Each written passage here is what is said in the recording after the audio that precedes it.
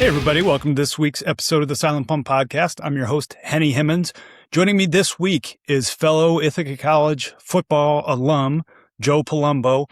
Joe was a member of the 1991 National Championship team, was a All-American wide receiver as a senior, and has had a really interesting career as a professional after completing his education.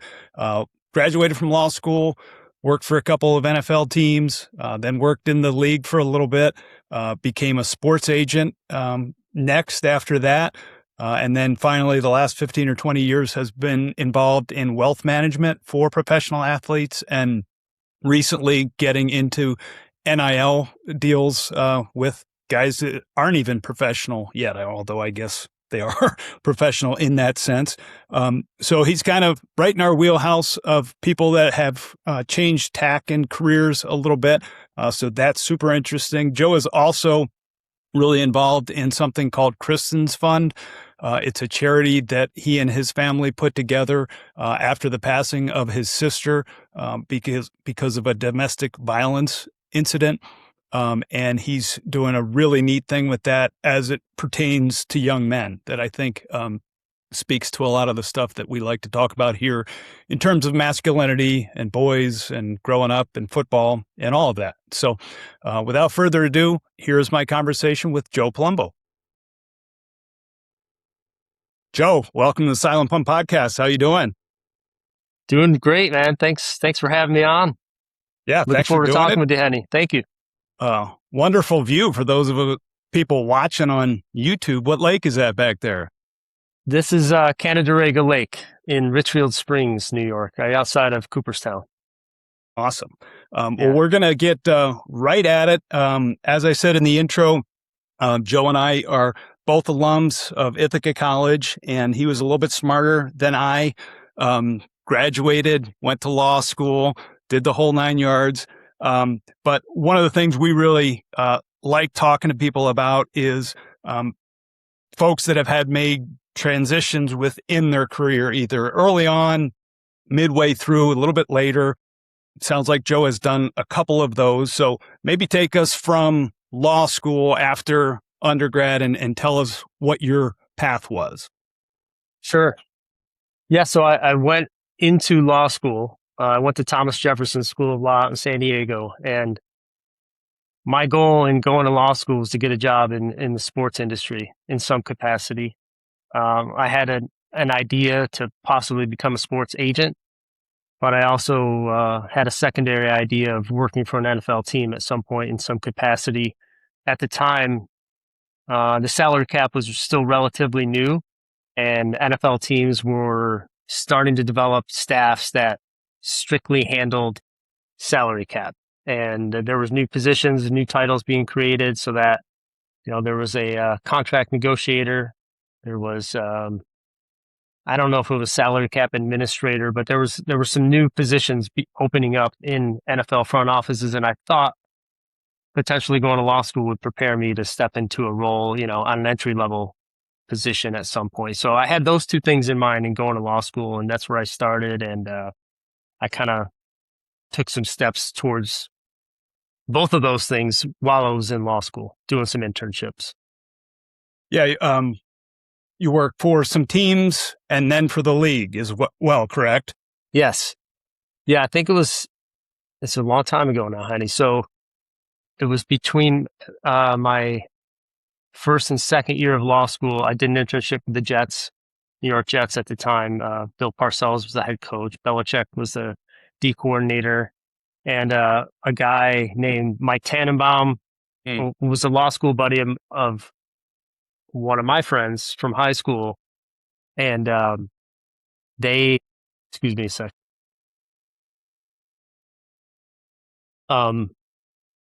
They helped me get this internship in the marketing department. And it was basically just running the Jets Fan Fest during training camp. Had nothing to do with contracts or salary cap or anything, but I figured it was a great way to just get my foot in the door with an NFL club. And then when I was there, I ended up taking my extra time, which was from 6 a.m. to 10 a.m. And I went in and actually did some projects with Mike Tannenbaum in the front office. So I I parlayed my time there well, and then ended up the next summer getting an internship with the San Diego Chargers.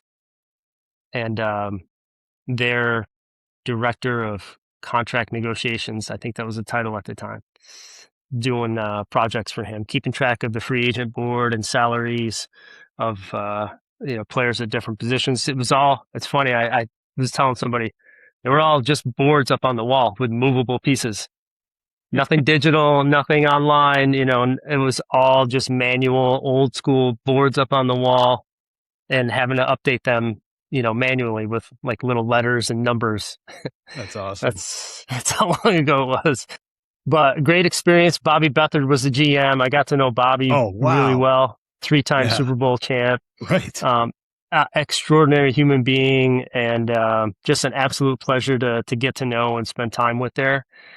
So it was great experience. And then finally, during my third summer of law school, I was a clerk at the NFL Management Council, which is the bargaining arm for the NFL, for all the clubs themselves. The league has a team of attorneys that handles all the negotiations for collective bargaining issues between the players and the league. So I got to go there and do research and write some briefs for some cases that came up the year. I think there was a Barry Sanders case. There was Lawrence Phillips. These are old names now. Lawrence Phillips, you may remember from Nebraska. Oh, yeah. He was a top 10 pick, but he had a bunch of issues once he got into the NFL. So those are a couple of the cases I was working on at the time. You had mentioned that to me previously, and I had this thought when we were talking, and then I forgot it. This is a sidebar, so if it's not in your wheelhouse or you don't want to talk about it, let me know. But have you paid any attention? I mean, that's a long time ago that you were doing it, but have you paid any attention to what's going on now with the players union and their leadership and the whole deal with that? I have. I work with some players who are close to that situation. So okay. I've kept tabs on it. I haven't read through in great detail, but I've kept tabs on the process and what's been going on, and kind of heard indirectly, the behind the scenes story. Yeah, I only know what was on the Pablo Torre podcast. He did a couple of things on it. I would encourage anybody that's interested in what we're talking about to check that out, because they did some really deep dives in it, and it's interesting to say the least. Okay, so you are doing that stuff and then wind up getting into the agent business. How did that happen? That was my last internship. So I took all those, put them on my resume, and then a local agent in San Diego who had a good roster of NFL clients decided to bring me in and have me work with him right out of law school. Went and took the exam put out by the NFLPA and went out there and started getting my feet wet and recruiting clients and representing clients right away. I think it was 2000. Year 2000. How does that work? Does he give you some lower level ones to start with, or are you just literally banging doors and trying to get your first people by yourself? A little bit of both. So I would assist him with his current clients and answer calls and take care of whatever needs they had from what we provided, the services we provided, and then go out and finding new clients. Having been somewhat recently in college football and having some people that I knew, I was able to reach out and make some contacts, and I had a pretty good eye for talent. I believe, I think I still do, but back then I think I was pretty close to it. So I could tell by watching some film or reading scouting reports and watching whatever TV, games I could see. I had a pretty good eye. Now, nothing extraordinary, but I could weed out, I thought, who was legitimate and who was not. So we were able to kind of focus in and get some pretty good NFL players as clients while I was there. I've never thought about that. Obviously, I'm a sports fan and I understand agents and their role, but I guess I just kind of always assumed they went off of whatever rankings other people had put together for them. How common is that for agents to do what you're just talking about? Do most of them do that, or would you have maybe been an outlier doing that? I like to think I was an outlier in my accuracy and being able to have an eye for legitimate NFL talent versus, who might not make the cut or who was just a great college player. But back then, again, this is going back, the internet was still pretty brand new, and there were no internet resources. We actually had to go by the Phil Steele and the I think the guy's name was, oh my God, he was really good. Joel, I'm going to butcher it. It might have been Rosenbaum. Rest in peace. I think he passed away. But there were a few great catalogs, those college football catalogs that came out every year that we would use to start. And then going to games, again, maybe it's just in my mind thinking that I was better than most agents, but I think most had to rely on other sources. But some could do it on their own. And then you did that for about 7 years, and before making what has kind of been your last transition? Yeah, it was 7 years, pretty much exactly. I loved a lot of what we were doing and what I was doing as an agent, but then there was a lot that I didn't really love or appreciate, and that was actually difficult on me and my young family at the time. So I had been exploring an option to take my initial reasoning for becoming an agent, which is to help players develop an NFL career and make something of themselves after the NFL, and focus it all on just their financial well-being. So I had witnessed a lot and seen a lot of players go through the process, and kind of saw what mistakes were being made and what areas of need there were. And then I started focusing on, okay, now how can I address those issues that I've seen for the last 7, 8 years from purely the financial side of things? How can I protect my clients? How can I guide them down the right path to avoid a lot of the common mistakes that still befall a lot of professional athletes? And that was just my motivation. It's like, okay, let's take this experience that I've had, even though it didn't quite go the way I thought it would, but let's take it and use it in my next venture and make sure that you make something out of it, which is what I did to go into the financial business. And being an agent, you're starting with a kid, a young man that's coming out of college. So I'm guessing as an agent, you're working with all kind of ages of athlete. In the wealth side, are you still doing that, or are you picking them up a little bit later in their career, or maybe even after their career? When I first started, it was guys who were usually just coming out of college, heading into the NFL. So either a senior or an underclassman who declared. We really didn't even start to begin to have discussions until the writing was clearly on the wall that they were entering the NFL, either as an underclassman, a junior, or third-year sophomore, or a senior. So much later back then. Nowadays, with NIL, I'm actually working with a lot of kids who are in college now, making 6 to 7 figures while they're in college, and in some cases, they're getting paid 6 figures plus while they're still in high school. So the need has been accelerated to have somebody help them do some planning and manage things like taxes and budgeting and those things that we help our athletes with. Yeah, I've had a bunch of discussions with people in the coaching industry just about that, and how at a disadvantage some of those kids are if they're not placed in the right hands of people. How are they finding you? Are they finding you from their agents? We usually find them. Okay. So again, I am a junkie still of football media. So I will see, who the top high school prospects are, who the top college prospects are.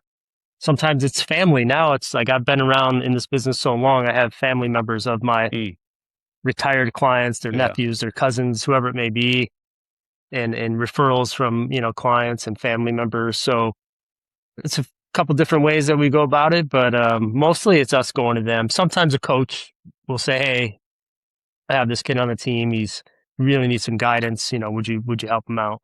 But mostly it's us identifying a And potential going after client. them. Yeah, somewhat similar to recruiting. We have to reach out, we have to make contact, and then we have to let the family know why we can be the best choice for them among the many choices that they have.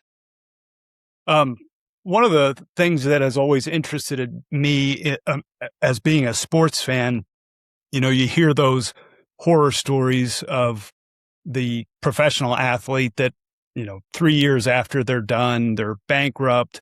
But then you also have, they could come from the same situation and they're awesome at it. Is there any common denominator that when you're meeting with someone or you're looking at where they come from or who they are, that gives you a tip off of this is going to be somebody that's really challenging for us to work with, or, hey, this person really fits what we're looking for? There is no common denominator that I've seen yet, because you can take somebody from a background of privilege or wealth even, and great education and parents who are successful from a business standpoint and financially, and yet that person might have poor financial habits. Flip it around, I've got a number of clients who really came from nothing, came from really, really rough backgrounds and upbringing and situations that, would crumble a lot of people. And they made it through. And now I wouldn't say frugal, but they're very thoughtful with their finances, because I think it's within each person. I kind of have seen so much over time that I think every individual is either wired to be, either on the spectrum of frugal or just, careless with their money. Mm-hmm. I think we're wired somewhere along this spectrum. And I think it's either brought out and enhanced by having the right people guide you, or on the other end, it's just, can go terrible. So I think that what I've seen is that people are wired for it one way or the other. And then having the right people or the wrong people can really exacerbate it either way. It brings to mind, children, and you have the same set of parents and they have 2 kids or 3 kids, and one winds up on this end of the spectrum and one winds up on that end of whatever spectrum. Yep. It's not nurture. Right. Yeah. It's because nature. They're getting the same stuff. Yeah, exactly. So this is my anecdotal observations, having just watched, dozens and dozens, if not hundreds, of professional athletes and their financial habits, and studying it, reading books and stories and doing research. That's what I've seen. So the human condition. It's not science, but it's anecdotal. Yeah. And I've seen it play out, and I've worked with individuals who are all along that spectrum, and they come from the backgrounds are so varied that you can't put it on how they were raised. Before we get to the next topic, which is a little bit of football, I forgot to ask you about this before we were talking, but you are a black belt in jiu-jitsu, correct? Correct. Yes. When did you start with that? How did that become a part of your life? Well, living in San Diego, I think it was one of the hubs. So San Diego has been, one of the jiu-jitsu hubs, I would say, from early on. I wasn't there at the very beginning of it, but back in like 2000, I think it was 04, 05, my son was born in 02, and I put on some baby weight along, I was home with him. I was eating the leftovers. He did, all that stuff that dads do. And I've always been a big fitness guy, but my routine at the time was not cutting it anymore. So a friend of mine that I'd known for a long time, he had started doing jiu-jitsu about a year or two prior, and we had been watching MMA, the UFC, like the early UFCs together for years. He's like, you should come and do this jiu-jitsu stuff with me because it's the best workout I've ever had. And I was like, that kind of sounds like a good idea. So I went and tried it out, and I went to this school with him for only about 4 months, and then it was kind of far from my house, so I just kind of stopped going. And then I think it was 2 years, 3 years later, I found one. There was a school right by my house, and I looked it up, and then I started training. I got the bug, and it's if you talk to anyone who's done it for a while, it's very addictive. You get you get jiu-jitsu fever, and you go home at night and you're thinking about what happened during your training session, and how you got tapped, or you didn't, how you ended up tapping someone or getting submitted. And it's a chess match, but it's also very physical, obviously. So Physical chess match. Yeah.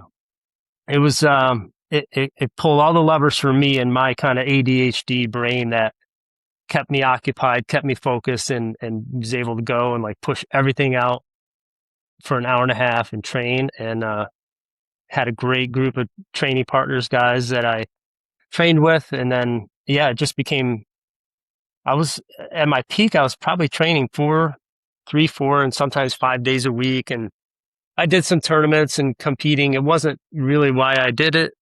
But I wanted to do that to kind of push myself.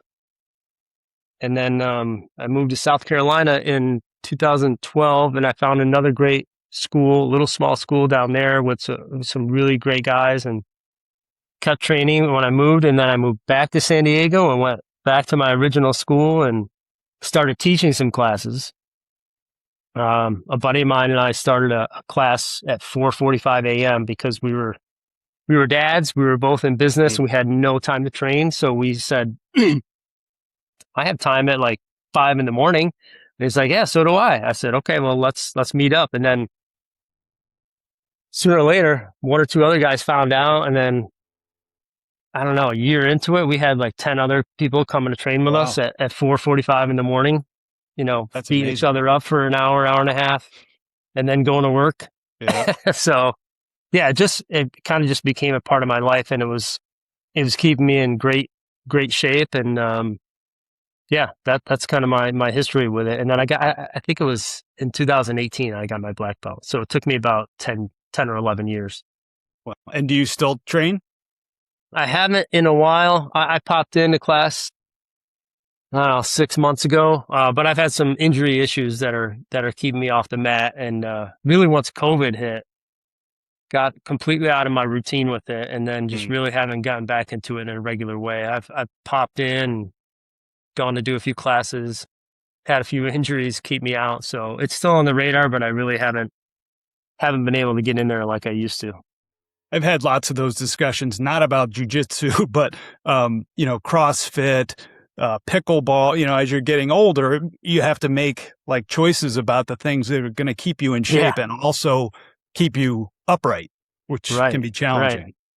None of that hit me until, like almost till I was close to 50, 54 now. And I never had, outside of like a, rolled ankle, I did tear both rotator cuffs, but those are like 2 or 3 months. I didn't have surgeries. I just kind of did some therapy. Okay. So, but nothing that really kept me from doing some type of fitness, like weights or, anything like jiu-jitsu. But got close to 50, and then it was just one thing after another. And right. My body was telling me, it was sending me a lot of messages, and they weren't being received. So, you get to like that.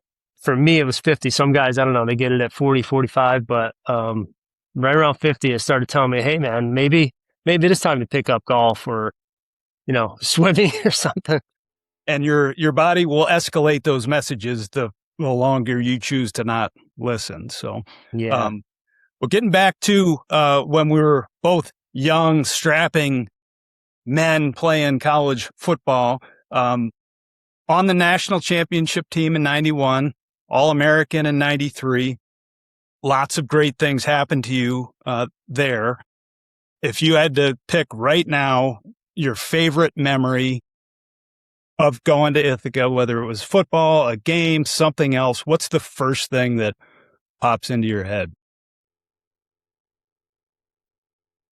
Ooh, that is a tough one, but I mean, there's going to be nothing like winning a national championship. And even though I was a backup, didn't even suit up for the Stag Bowl that year, but being a part of that team was just really, really special. There was something magical about our team. We had some talented guys, but I do not think we were the most talented team in Division III that year. But we had a kind of just one of those once in a lifetime cohesive units, guys that got along great together, great personalities, great leadership. So like the culmination of that whole season, there's a lot of moments throughout that season that stand out. So I don't know if I could pull out one, but the thing that will forever stick with me is having the privilege of playing for Coach Butterfield. And just, I could still hear his voice in my head to this day. And he was my position coach too for 3 years. So I also had to have him. Yeah, he was our receivers coach. So I got to spend more time with him in practice than everybody else, along with our receivers. So yeah, lessons and subtle, indirect lessons, but watching him, observing him, and him being the leader that I got to have for 4 years and have as my position coach, and some of the speeches he made after games, some of those playoff games and some of the games leading up during that championship season, things he said in the locker room will stand with me forever. But yeah, having that presence of Coach Butterfield is the one thing that will forever stand out with me, in addition to winning the actual national championship. Well, there's so many people that went through that program under him that became successful like you, whether it's in business or coaching. He was retired by the time I was there and not doing great health-wise, but he was around, and just the reverence that people held for him. And I feel like all of the coaches that I played for were basically regurgitating what he had built there over the course of that time. And, Ithaca's Division III. Guys know they're not going to the NFL, but football was very important. It was very important to me and my identity at that point in my life. What challenge was that for you, going from being a player to, I was not super prepared, to be an adult and to get a job and to do all those things. Was that a transition for you as well? Yeah. Yeah, I'm still waiting to finish that transition. Well, we are dudes at the end of the day. It was, I would say it was tough for me. It was, I don't think I was ready to be done being a college football player. In fact, my wife will tell you that I still have this recurring dream that I get granted another year of eligibility. I have it at least once a year, and I am back at Ithaca and I'm suiting up, and then something kind of goes wrong and prevents me from getting on the field. So, what's bizarre? I don't have not that same one, but a very similar incarnation of it. That's kind of freaky. I've had other guys tell me the same thing. Really? Yeah. I don't know if it's like, we all feel like we left a little bit in the tank and we were done before we were ready, but it was a hard transition. Looking back at the time, I didn't think so, but I think I was having a successful college football career made me a little overconfident at first. Having a championship ring and doing the things I did, later on individually, I think I was a little overconfident. Like I said, that coaching interview, I was telling you offline earlier that I went in really overconfident because I thought, wow, well, I played football at Ithaca. I won a national championship, played for Coach Butterfield. You should hand me this coaching job right now. Not the real world, not how it works. Nobody really cares. Work harder, show me some more. So yeah, that carried over for a while until I really got focused and got married a few years later. And of course, we all know wives have a way of humbling us and putting us in our place. Better get your shit together, right? Yeah, exactly. That was it for me. But I had a few years of trying to shake the college out of me.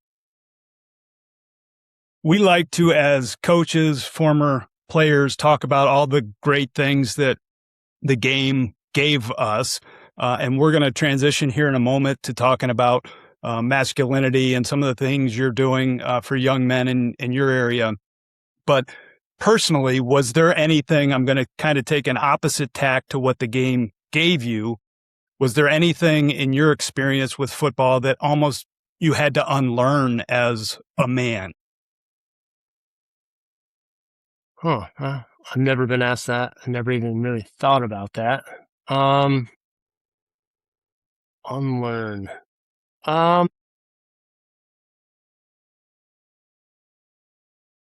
Yeah, I guess, and it's part of what we do with the kids now. Ironically, not really realizing that I needed to do it back then, but really is asking for help. We talk a lot about it's okay to ask for help and say things are not okay. I mean, I would never. I I would be hurt. I could be upset. I could have things going on in my life that were distracting me back in college, and I wouldn't tell a soul. I wouldn't talk to my parents about it. Not my buddies, of course. That was not going to go well because they were going to let me they were going to let me have it. Yeah. And so I bottled things up a lot. And back when we played and back in the old days, like we didn't sit around and talk about our feelings. We didn't, at least I didn't. And I No, don't I'm in the like same none of my boat. buddies did. It was Yeah. like, hey, suck it up, move on. We don't care what's going on. Like show up, do your job, work hard and go move on. So could I have probably benefited from being able to open up and talk about some stuff that was actually really going on in my life back then? My parents had been divorced in high school and there was stuff I was dealing with that I didn't realize I was dealing with back then. And, how it played out probably wasn't always the best thing for me and how I reacted, probably not realizing what I was reacting to. So if I had to pinpoint something, Henny, it would be the fact that, because of the locker room culture or just being around sports and being taught that as men, as athletes, you had to be tough and just suck it up and move on. That's probably something I could have been taught and I could have benefited from, learning otherwise back then. Yeah, because we got to learn it, as a human at some point anyway. And, sometimes when you delay that learning, it leads to challenges, challenges Yeah. as an adult. I'm still not great at it either. Yeah.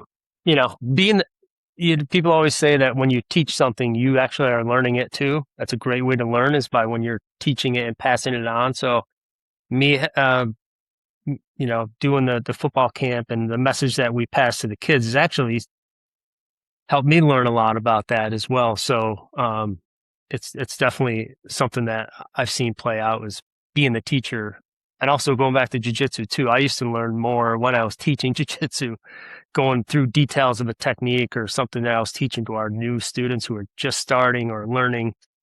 I'm going, oh, wow, I do know all these details. And now I'm going through these details of a certain technique, just like in football coaching. It's sinking in your brain the more you teach it every day too. So, Yeah, because you have to think about it mm-hmm. I'm telling somebody this that doesn't know how to do it. So I can't just say, do it. I have to give them all these steps, which, like you said, helps you. Tell us next about the football camp and Kristin's fund and how that all came to be.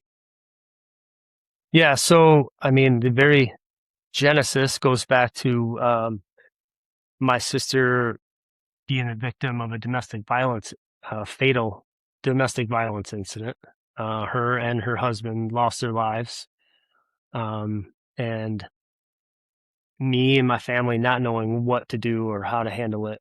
Obviously it's something you never can be prepared for, but after, kind of working through it for years, we decided it was time to try to make some type of difference in the world of domestic violence so that we can do whatever small part we can do so that no other family would have to go through what we went through. Kids wouldn't have to lose their parents or their mother. Parents wouldn't have to lose their daughter. What my entire family suffered through. We wanted to help prevent for other families. My idea to help in this prevention aspect of domestic violence was to teach young boys how to be respectful young men and not to be an abuser. Basically, if you boil it down, is what is the proper way to be in a relationship with a woman? What is the proper way to handle your emotions when it comes to being in a relationship with a woman?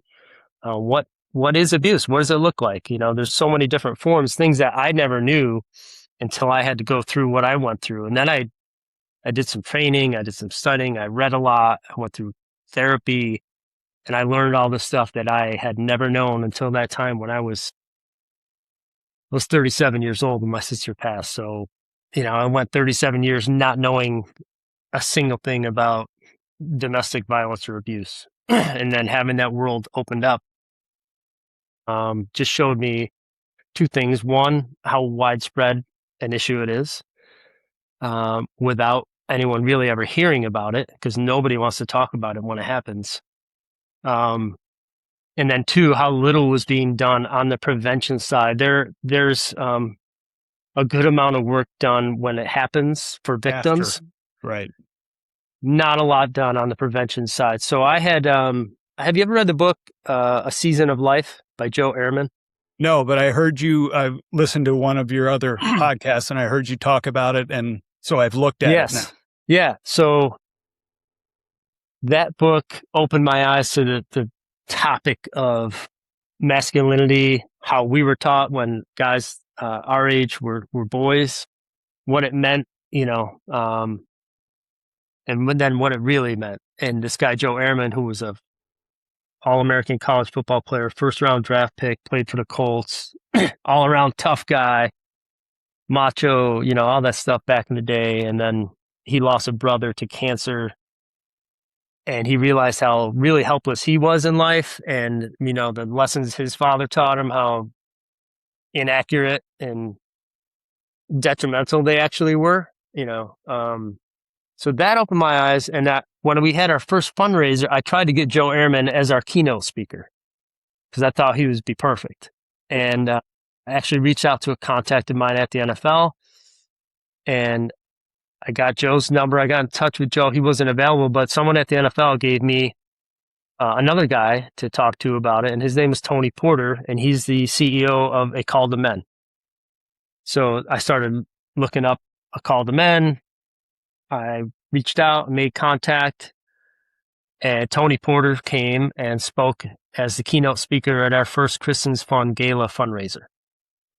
And talking to Tony and getting to know more about the organization, they had told me that a high school in Atlanta, Georgia, did a football camp and had Tony come and talk to the kids about healthy masculinity and healthy relationships and being respectful. And I thought, this is probably what my role is going to be here at Kristin's Fund, is impact boys, teach them the lessons at an age where they could still be taught and not too late, in other words. So I think kids get to college or guys get to the NFL, habits are already formed, I believe, at that point. Lessons have already been learned and personalities are pretty much fully developed. But if we can reach kids at 12, 13, 14, 15, get a message across that, hey, here's maybe a different way of looking at things, guys, about being boys and growing into men. Some things you maybe were never taught or didn't have anyone in your life at all to show you. If we can reach this kind of, this year I told the kids, they're like our little army. You're our troops. You're the next generation going out there doing things the right way and carrying out this message that we're teaching you. So, we've now had over 1,000 kids come through our football camp. And I know that if we've sent those 1,000 or so boys out there and they grow up to be respectful young men and get in relationships and are respectful in their relationships and dealing with everybody they come across, then we've probably made a difference and we've probably prevented some things, I would imagine, that may have gone wrong otherwise. So that was the whole foray into that aspect of the football camp and why we have a football camp at all for a domestic violence organization. Yeah, and I just loved the whole idea of it when I first read about it and heard about it, because what you said is so true.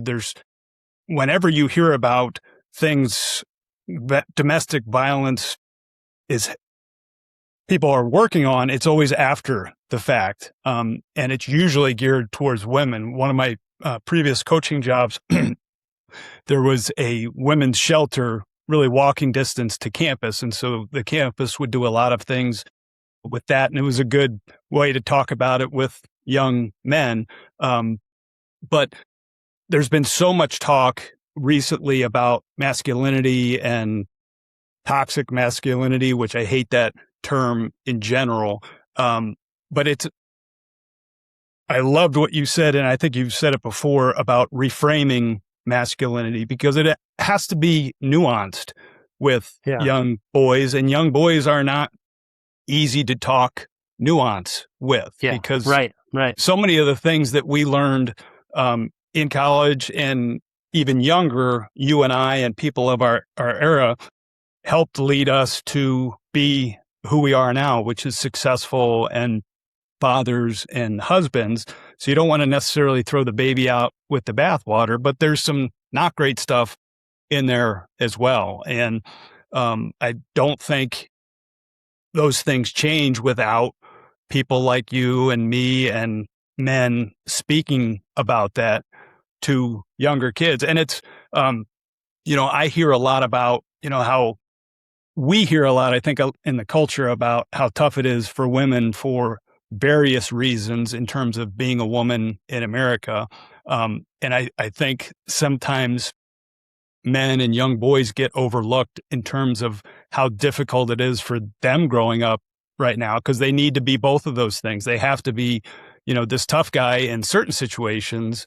In other situations, you have to be really emotionally available and communicate. And, we both just mentioned how difficult that can be for us as grown men, as a 16-year-old. It's confusing, I think, for a lot of them. It is. And I go back to, I'll tie it back to Coach Butterfield too. The thing I thought, and when I always think back about what made him special, is that he led by example. All we had to do, and most of the time all I was doing, was watching him go about leading practice and leading us. And that alone, being able to watch his example, not only that he was setting for us, but for his coaches too. Being led by example and having a role model is sometimes all you need.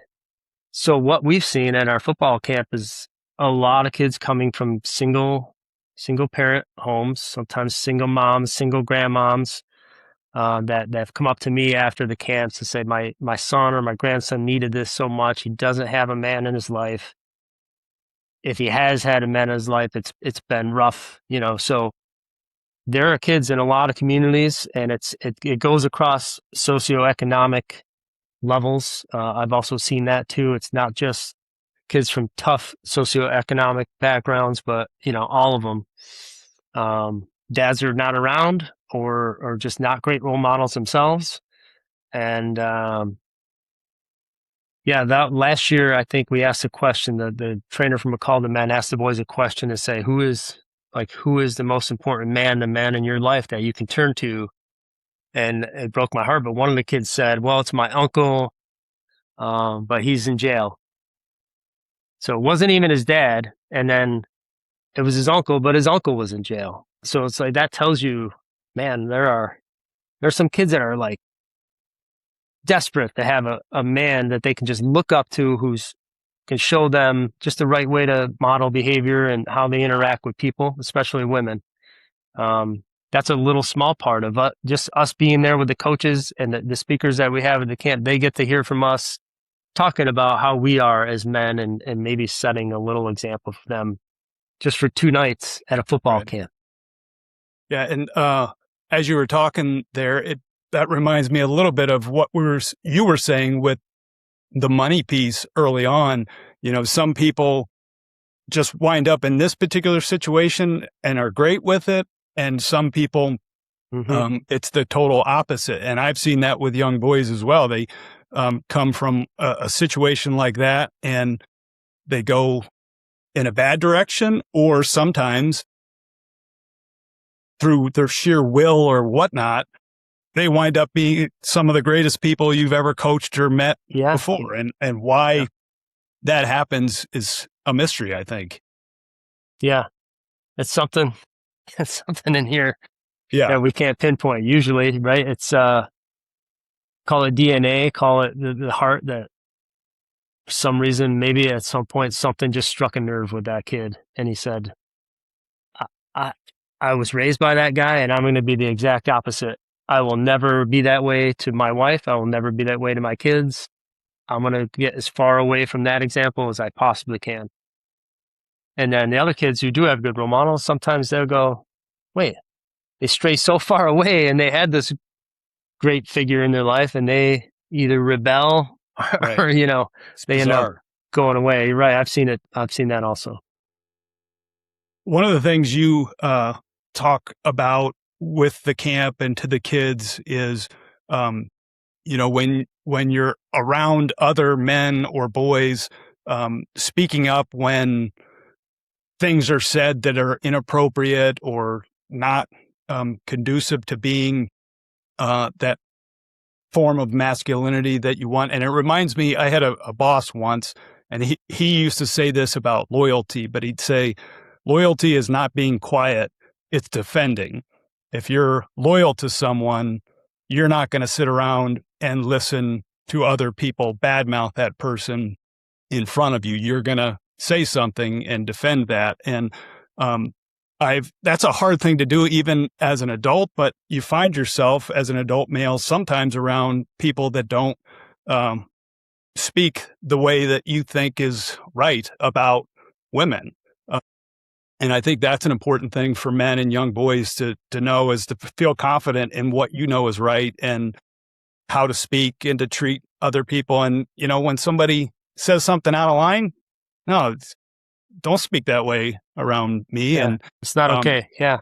It's not okay. And we're in such a culture now that people are averse to talking to anybody. They'll say tons of crap online, but to actually confront somebody about something, I think a lot of people feel is not kosher. And I don't understand that, but I want to encourage anybody that's listening, if they're a man, that I think that's our right to do. If we're doing the right thing and somebody's not, let them know about it. I'm going to say it's our responsibility.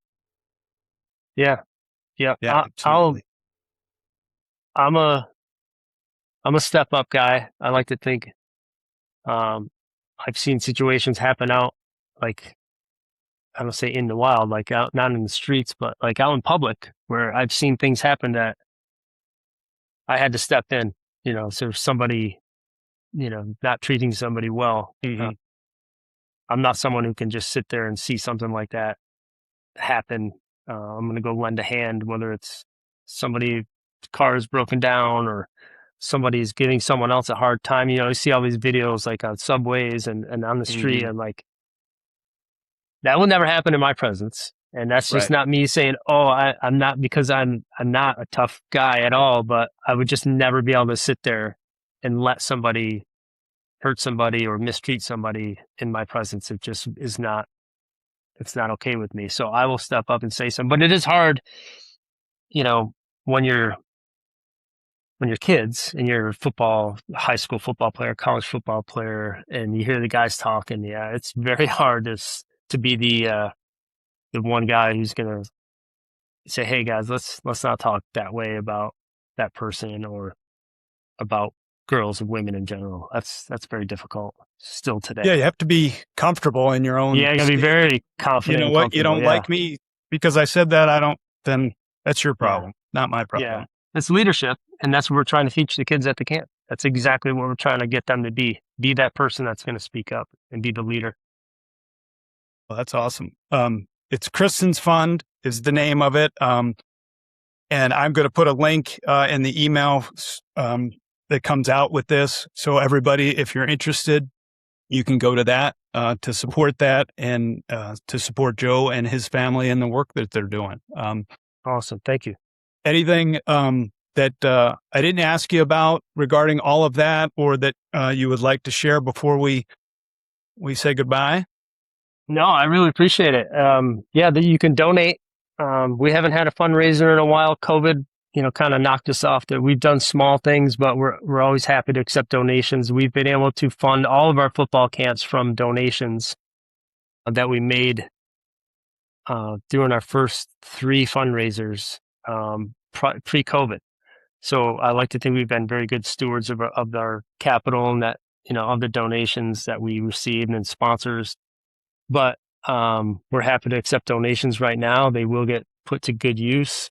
Like I said, we've touched the lives of over 1,000 kids that have come through the camp. And if those 1,000 kids go off and affect, 1 or 2 or 3 or 5 each, now we're talking 5,000, 25,000, maybe, kids out there who are difference makers and game changers, as we call them. So,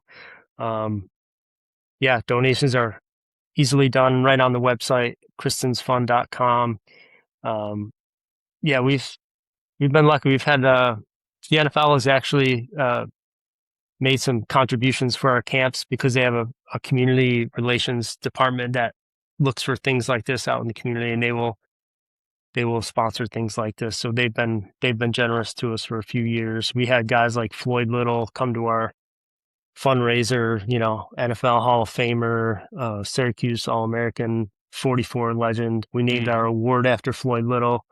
Okay. He became a very good friend in a few short years that I got to know him before he passed. We had, multiple NFL players come to our fundraisers and help us and then come to the camp. So yeah, if you want to support that, go to our website. We're going to be doing it. I've told the kids every year, as long as there's one kid who signs up for our camp and wants to come and go through this with us, we're going to keep doing it for as long as we can. So, and it's free for them, right? It is free. Yeah, you just show up. Really, cleats if you have them. Kids are out there in sneakers. They don't even tie them sometimes, which today the kids are wearing sunglasses and sneakers untied and just having fun.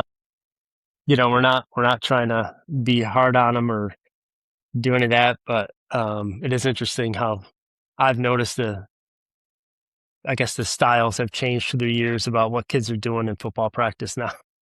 Well, I will end on this because I was just talking to somebody about it yesterday. That's another great thing about football is it's one of the few sports for young guys where there's not a huge barrier to entry financially. There's so many of these sports now are travel this and travel that. Almost every community has a youth football program that is typically really reasonable to participate in. Then in high school, the high school takes care of everything. So the discussion we were having was we hope that it stays that way and doesn't go the way of the private stuff for a lot of the 7-on-7 is bigger than ever. I've even heard recently private equity firms are buying out 7-on-7 leagues and tournaments. Oh my gosh. Yes, private equity is now getting into youth sports in a big way. So they're buying out smaller tournaments and camps and teams, and they're extracting that profit. So all this money that is being spent by parents on, I'd assume it's happening in all the sports, is getting into 7-on-7 football, which is blowing my mind. All right. So, well, I don't know. I don't mean to. Next time we chat, that's what we're going to talk about. Because you know a lot more about that stuff than me. I'm beginning to, but that may surprise you, as it surprised me to hear that a guy had run a 7-on-7 tournament for several years that was profitable, and somehow, some way, somebody in private equity found out about it and they actually bought him out. Oh, goodness gracious. Capitalism, you got to love it, but at the same time, it does make you shake your head sometimes. Goodness gracious. Well, enjoy that lake view, and thanks again, man. Appreciate it, Henny. Yep, anytime. I'll talk to you soon. Thanks, Joe. Take care.